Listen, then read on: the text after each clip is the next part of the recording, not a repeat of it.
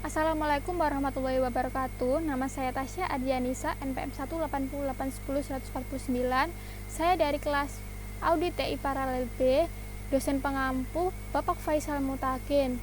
Di sini saya akan menjelaskan ulang tentang materi PPT yang sudah Bapak Faisal Mutakin ajarkan.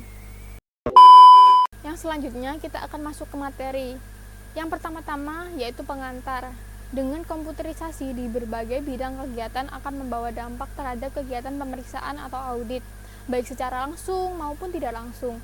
Perubahan cara pembukaan dari manual menjadi komputerisasi menyebabkan banyak perubahan. Contohnya seperti yang pertama, dari dokumen yang berbentuk kertas dahulu kala, kini bisa menjadi non-visual, yaitu berupa file. Nomor 2 yaitu sebagian besar file dokumen akan bisa tersimpan di disket, pita magnetik, atau type, atau flash disk, ataupun bisa juga gadget-gadget yang kita pakai sehari-hari. Yang ketiga yaitu cara pemeriksaan secara tradisional ataupun manual memerlukan banyak waktu dan biaya dan juga tenaga. Sebaliknya, kita memakai cara komputerisasi jauh lebih efisien, tidak memerlukan banyak waktu, banyak biaya dan tenaga. Yang keempat yaitu jika auditor sendiri tidak memahami masalah komputer, maka dapat menyebabkan hasil audit yang tidak optimal. Selanjutnya kita ke definisi audit. The Institute of Internal Auditor (IIA) mendefinisikan internal auditing adalah sebagai fungsi penilaian independen yang ditetapkan dalam suatu organisasi untuk memeriksa dan mengevaluasi kegiatannya sebagai layanan kepada organisasi. Dan juga audit SI adalah proses pengumpulan dan mengevaluasi fakta untuk memutuskan apakah sistem komputer yang merupakan aset bagi perusahaan terlindungi, integritas data terpelihara sesuai dengan tujuan organisasi untuk mencapai efektivitas dan efisiensi dalam menggunakan sumber daya. Ada juga audit SI atau TI merupakan upaya menilai apakah proses IT sudah dilakukan dengan baik atau tidak, untuk mendukung tujuan organisasi dengan melakukan pengendalian dari outcome yang dihasilkan. Audit sistem informasi adalah sebuah proses yang sistematis dalam mengumpulkan dan mengevaluasi bukti-bukti untuk menentukan bahwa sebuah sistem informasi yang digunakan oleh organisasi telah dapat mencapai tujuannya, antara lain pengamanan atas aktiva atau aset, pemeliharaan atas integritas data, dan peningkatan efektivitas. Menurut Ron Weber, definisi audit sistem informasi adalah merupakan proses pengumpulan dan penilaian bukti-bukti untuk menentukan apakah sistem komputer dapat melindungi aset, memelihara integritas data, dapat mendorong pencapaian tujuan organisasi secara efektif, serta bisa menjamin pengguna sumber daya secara efisien. Pentingnya audit sistem informasi. Pendapat Weber mengacu pada pendapat Weber yang tadi, audit dan sistem pengendalian menjadi semakin penting dalam sistem informasi berbasis komputerisasi dengan alasan berikut ini. Yang pertama yaitu besarnya biaya dan kerugian apabila data di dalam komputer hilang. Yang kedua yaitu biaya yang harus dibayar bila sampai mutu keputusan buruk akibat pengolahan data yang salah. Nomor 3 adalah potensi kerugian kalau terjadi kesalahan atau penyalahgunaan komputer. Yang keempat adalah nilai yang tinggi dalam pengadaan maupun perawatan mesin. Yang kelima adalah nilai atau biaya yang tinggi yang dikeluarkan untuk pendidikan personil. Yang keenam yaitu biaya yang tinggi bila menjadi komputer error. Yang ketujuh yaitu perlu dijaga privasi mengingat di komputer tersedia data rahasia. Yang ke-8 adalah agar perkembangan dan pertumbuhan komputerisasi dapat terkendali. Selanjutnya yaitu tujuan audit sistem informasi. Ada 4 tujuan dalam audit sistem informasi, yaitu yang pertama melindungi atau mengamankan aset organisasi. Yang kedua adalah menjaga integritas data. Yang ketiga adalah menjaga efektivitas sistem. Yang keempat adalah penggunaan sistem secara efisiensi. Selanjutnya di sini saya akan menjelaskan lebih detail tentang tujuan audit sistem informasi. Yang pertama yaitu melindungi atau mengamankan aset organisasi. Yaitu aset yang dilindungi merupakan aset yang berhubungan dengan instalasi sistem informasi seperti perangkat keras, perangkat lunak, manusia, data dokumentasi sistem, dan peralatan pendukung. Yang kedua yaitu menjaga integritas data. Integritas data berarti data memiliki atribut kelengkapan, baik dan dapat dipercaya, kemurnian, dan ketelitian. Tanpa menjaga integritas data, organisasi tidak dapat memperlihatkan potret dirinya dengan benar atau kejadian yang ada tidak terungkap seperti apa adanya. Keputusan maupun langkah-langkah penting di organisasi salah sasaran karena tidak didukung oleh data yang benar. Perlu pengorbanan biaya. Oleh karena itu, upaya untuk menjaga integritas data dengan konsekuensi akan ada biaya prosedur pengendalian yang dikeluarkan harus sepadan dengan manfaat yang diharapkan. Yang ketiga adalah menjaga efektivitas sistem. Sistem informasi dikatakan efektif hanya jika sistem informasi tersebut mencapai tujuannya.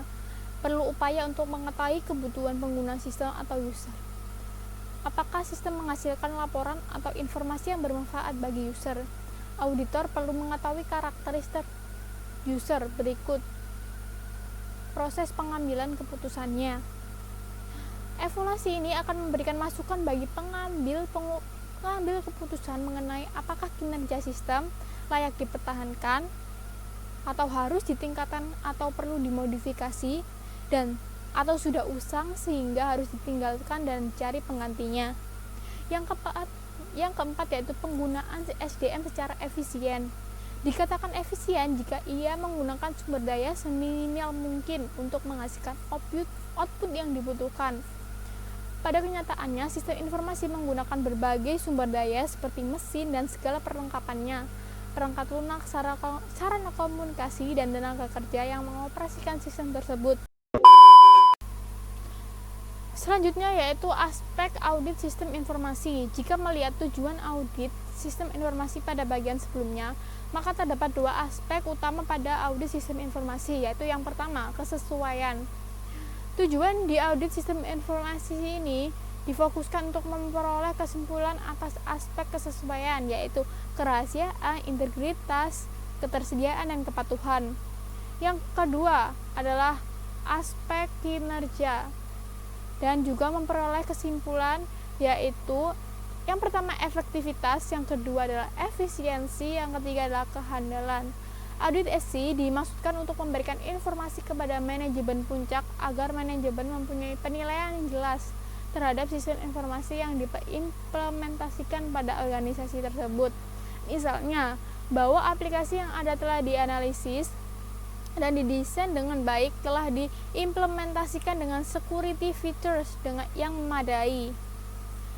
Yang selanjutnya yaitu ruang lingkup audit SI. Yang pertama yaitu mengidentifikasi sistem yang ada. Yang kedua adalah memahami seberapa besar sistem informasi mendukung kebutuhan strategis organisasi dan operasional. Yang ketiga yaitu mengetahui pada bidang atau area mana fungsi kegiatan atau bisnis proses yang didukung dengan sistem informasi. Yang keempat adalah menganalisa tingkat pentingnya data atau informasi yang dihasilkan oleh sistem dalam rangka mendukung kebutuhan para pemakainya. Yang kelima adalah mengetahui keterkaitan data, sistem pengolahan, dan transfer informasi. Yang keenam adalah mengidentifikasi apakah ada kesenjangan antara sistem dengan kebutuhan. Yang ketujuh adalah membuat peta atau map dari arus informasi yang ada.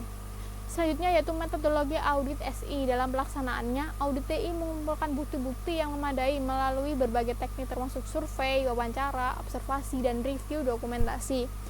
Satu hal yang unik, bukti-bukti audit yang diambil oleh auditor biasanya mencakup pola bukti elektronis. Biasanya auditor TI menerapkan teknik audit berbantuan komputer, disebut juga dengan CAIT, Computer Aided Auditing Technique. Teknik digunakan untuk menganalisa data, misalnya saja data transaksi penjualan, pembelian, transaksi aktivitas persediaan, aktivitas nasabah, dan lain-lain. Selanjutnya kita ke tahapan audit SI. Tahapan audit mencakup beberapa aktivitas, yaitu perencanaan, pemeriksaan lapangan, pelaporan, dan tindak lanjut. Kita akan menjelaskan lebih detailnya, yaitu yang pertama, perencanaan atau planning. Tahapan perencanaan ini yang akan dilakukan adalah menentukan ruang lingkup atau scope objek yang akan diaudit, standar yang dievaluasi dari hasil audit, dan komunikasi dengan manajer pada organisasi yang bersangkutan. Menganalisa visi, misi, sasaran, dan tujuan objek yang diteliti serta strategi kebijakan yang terkait dengan pengolahan investigasi. Perencanaan meliputi beberapa aktivitas utama, yaitu penetapan ruang lingkup dan tujuan audit, pengorganisasian tim audit, pemahaman mengenai operasi bisnis klien, kajian ulang hasil audit sebelumnya, dan penyiapan program audit. Yang kedua yaitu pemeriksaan lapangan atau field work, yaitu pengumpulan informasi yang dilakukan dengan cara mengumpulkan data dengan pihak-pihak yang terkait. Metode pengumpulan data yaitu wawancara, kuesioner, ataupun bisa dilakukan survei ke lokasi penelitian. Yang ketiga adalah pelaporan atau reporting. Setelah proses pengumpulan data, maka akan didapat data yang akan diproses untuk dihitung berdasarkan perhitungan maturity level. Pada tahap ini akan dilakukan pemberian informasi berupa hasil-hasil dari audit. Perhitungan maturity level dilakukan dengan mengacu pada hasil wawancara, survei, dan rekap itu dari hasil penyebaran kuesioner. Berdasarkan hasil maturity level yang mencerminkan kinerja saat ini dan kinerja standar atau ideal yang diharapkan akan menjadi acuan untuk selanjutnya dilakukan analisis kesenjangan. Yang keempat yaitu tindak lanjut atau follow up. Tahap ini dilakukan adalah memberikan laporan hasil audit berupa rekomendasi tindakan perbaikan kepada pihak manajemen objek sendiri. Wewenang perbaikan menjadi tanggung jawab manajemen objek yang diteliti. Apakah akan diterapkan atau hanya menjadi acuan untuk perbaikan di masa yang akan datang. Selanjutnya yaitu siapa yang diaudit di sini. Yang pertama yaitu manajemen, yang kedua adalah IT manager, yang ketiga adalah IT specialist. Bisa specialist network, database, sistem analis, programmer, dan lain-lainnya. Yang keempat adalah user. Selanjutnya yaitu tugas auditor SI, yaitu memastikan sisi-sisi penerapan IT memiliki kontrol yang diperlukan, serta memastikan kontrol tersebut diterapkan dengan baik dan sesuai harapan. Yang dilakukan oleh auditor SI adalah yang pertama persiapan, yang kedua adalah review dokumen, yang ketiga adalah persiapan kegiatan on-site audit. Yang keempat adalah melakukan kegiatan on-site audit. Yang kelima adalah persiapan, persetujuan, distribusi, dan laporan audit. Yang keenam adalah follow-up audit. Output dalam kegiatan audit oleh auditor SI adalah ruang lingkup audit, metodologi, temuan-temuan, ketidaksesuaian. Yang kelima adalah kesimpulannya. Kompetensi di auditor SI adalah memiliki skill audit, yaitu sampling, communication, melakukan interview, mengajukan pertanyaan, mencatat.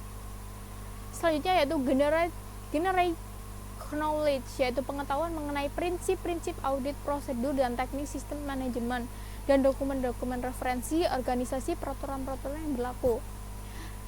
Yang selanjutnya yaitu specific knowledge, yaitu background IT atau IS, yaitu bisnis, spesialis technical skill, pengalaman audit sistem manajemen, dan perundangan.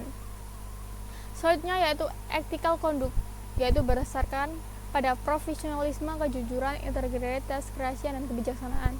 Selanjutnya yaitu fair presentation, yaitu kewajiban melaporkan secara jujur dan akurat. Selanjutnya yaitu do professional care, yaitu implementasi dari kesungguhan dan pertimbangan yang diberikan. Selanjutnya yaitu independent, kebebasan. Dan yang terakhir evidence based approach, yaitu pendekatan berdasarkan fakta.